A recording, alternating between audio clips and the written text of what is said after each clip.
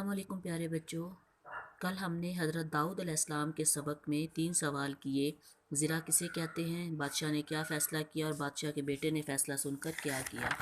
آج ہم صفحہ نمبر 39 سے سوال نمبر 6 کریں گے۔ حضرت داؤد کے بارے میں جو 3 باتیں سبق میں لکھی گئی ہیں وہ ترتیب سے بیان کریں۔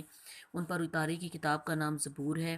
ان کا ایک کمال اللہ کی حمد کرتے تمام جاندار رک کر سنتے، ایک اور کمال لوہا آپ کے ہاتھ میں نرم ہو جاتا۔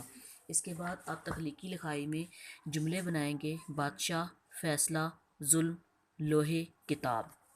اب آ جائیں صفحہ نمبر 40 پہ۔ صفحہ نمبر 40 پہ مترادف الفاظ۔ مترادف وہ الفاظ ہوتے ہیں جو ایک جیسے معنی رکھتے ہیں، جیسے پھول، گل۔ یہ دونوں الفاظ مترادف ہیں۔ ہم معنی الفاظ کو مترادف کہتے ہیں، جیسے قریب کا مترادف پاس، سیاہ کا کالا۔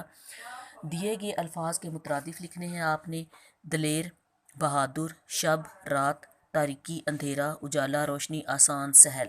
اس کے بعد نیچے دیے گئے الفاظ کو آپ نے الفبائی ترتیب سے لکھنا ہے، جیسے پہلے بھی ہم ایک دفعہ کر چکے ہیں۔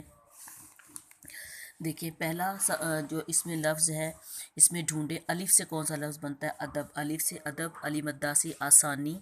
اس کے بعد لفظ بے ہے، بے سے بجلی، تے سے تعلیم۔ تے کے بعد جو لفظ آتا ہے اس کو لکھنے کے بعد تمیز بھی تے سے آتا ہے۔ اس طرح لکھنے کے بعد آپ پے سے پانی، یہاں پر پانی آئے گا۔